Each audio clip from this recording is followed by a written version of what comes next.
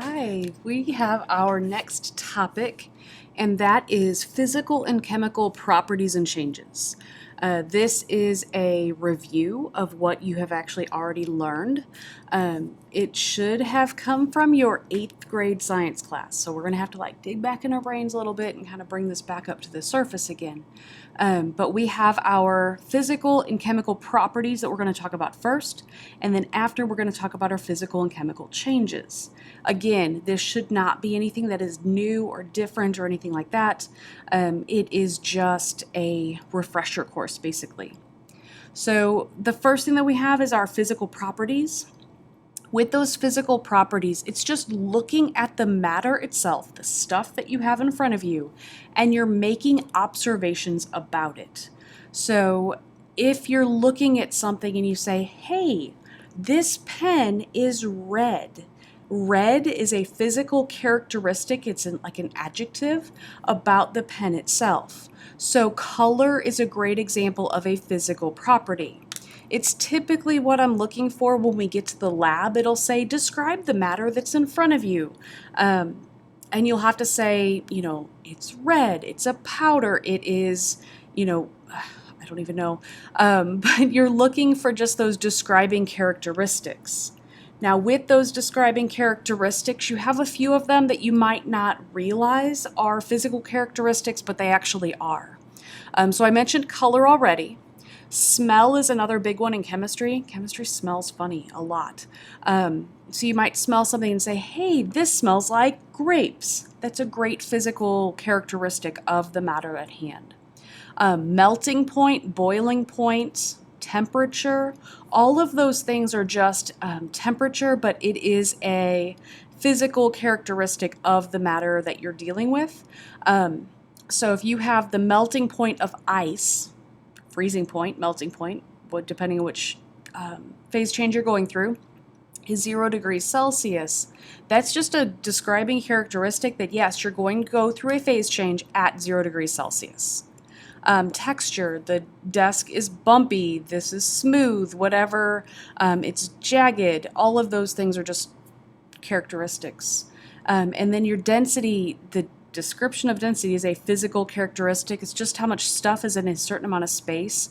It's a measurement, so therefore it is a physical characteristic. So anytime you just look at something and you are just getting data from it, you're not changing it in any way, you're not mentioning changing it in any way, it's a physical characteristic. Chemical properties are describing how it could change later. So what does it have the ability to do? Not what is it doing, we're just describing the matter itself. So if you have, a big bottle of Germex, Germex on the bottle, it says flammable. That means that it has the ability to catch on fire. Gasoline is volatile. That means that it evaporates easily. That's a describing characteristic as well, but volatile actually means that it just evaporates, so that's physical. Flammable means that it can actually catch on fire, therefore that is a chemical characteristic. Has the ability to react with an acid, does not react with a base. So all of those things are chemical characteristics because it's describing what it could do at a later time. If something can rust or tarnish, they're both oxidation. Oxidation is a chemical reaction. So a car has the ability to rust, which is why we want to make sure that we keep that paint on there. So if you have a spot where your paint has chipped on your car, it could rust later. Copper tarnishing or silver tarnishing, that's reacting with the oxygen in the air. So those are going to be chemical properties. Burning, combusting, both of those things are chemical properties as well. So if we look through this list, this is all that you're going to have to do with these for right now in the year, is just be able to describe the matter as a chemical property or a physical property. So physical properties just describe what's there. Chemical properties are describing how it could change later. So if we look at the first one, we have color. Color is going to be a physical property of matter because it's just describing what's there. Number 2, tendency to rust. That's going to be a chemical property because it's describing how it could change later. Boiling point, number 3, is a physical property. It's just a temperature that the substance, liquid, is going to boil at. So therefore, that's going to be a physical property. It's just describing. So anytime you have any type of number, calculation, measurement, all of those are going to be physical properties. Mass, again, is a measurement. It's just describing how much stuff is there, so that's going to be a physical property. Ability to burn, number 5, that's a chemical property because you're describing, hey, this candle can burn. It's not currently, but it could burn later. Density is a physical characteristic. It's just a measurement of the matter that's there. And then magnetic is a physical property. If you have a magnet, you stick it to like the marker board or anything like that, it just sticks there and it's just describing that characteristic of the metal at hand. So you're just going to have to look at a list of things and you're going to have to describe chemical property or physical property. Same thing with your changes. Anytime you have your matter, it can either change in a physical way or it can change in a chemical way. If you have a physical change happening, you're just changing the shape that it's in, maybe how big or how small it is, but you're not actually changing what is actually there. So your before and your after is still the same substance. It might just be bigger or smaller or jagged or something like that. So with your physical changes, you're only changing the shape. So if you cut something, if you break a glass, like in the picture on the screen, that is still glass before and after. Or if you cut a piece of paper, it's still paper before and after. It's just changing the shape of the actual substance. Changing phase, that means that you're changing from one state of matter to another. So you're going from a liquid to a gas, or a gas to a liquid, or a solid to a gas. You still have the same stuff. Like if water freezes, you had liquid water, it's turning into ice, it is still H2O. That is not changing what you have. So that is an example of a physical change. If you roll something into a ball, if you crumple it up, like if I take silly putty and I put it into a ball shape, that is just a physical change. It's still silly putty before and after, it's just changing what it physically looks like. Now, phase change was mentioned. With your phase changes, that's just going from one state of matter to another, like I said. With your phase changes, you still have the same stuff. You still have water, and it's going from liquid water to steam, or it's going from liquid water to ice. If you have plastic in a liquid state, you pour it into a mold, and it freezes into the solid shape that you would sit in your chair. That is just a phase change. So anytime you go from a phase change, you have the same substance. It's just changing from a solid to a liquid to a gas. Now your chemical changes, you are making new stuff.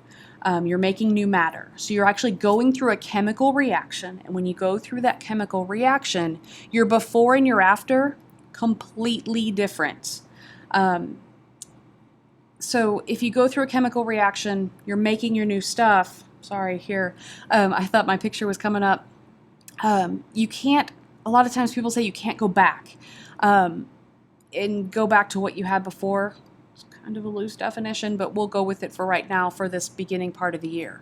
So in the photo up there, there's a little to-go package that was actually from my roommate in college. She did not cook, but she also did not eat leftovers. She always brought them home. She wrote her name on them, never ate them. So we would have refrigerator clean out day for Anna, and her boxes would look like this. That was a chicken wrap and fries. If you find that in your refrigerator, it's all covered in mold, it's rotting, it stinks. You have changed the stuff that is there. Most people would not eat that after it has the mold on it. It has a different smell. It has a different color. The French fries don't even look like French fries anymore. So because you have actually changed what is there, that is a chemical change.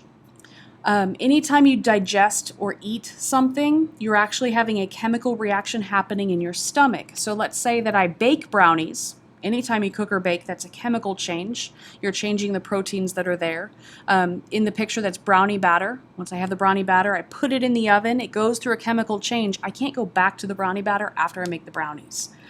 So now I eat the brownies. I'm not going to get into more detail, but my before and my after with the brownies don't look the same. So those are different things. If something reacts with an acid or something reacts with a base, those are examples of chemical changes as well. And then finally, you have a tree burning. Anytime something burns or combusts or catches on fire, those are all examples of your chemical changes. Another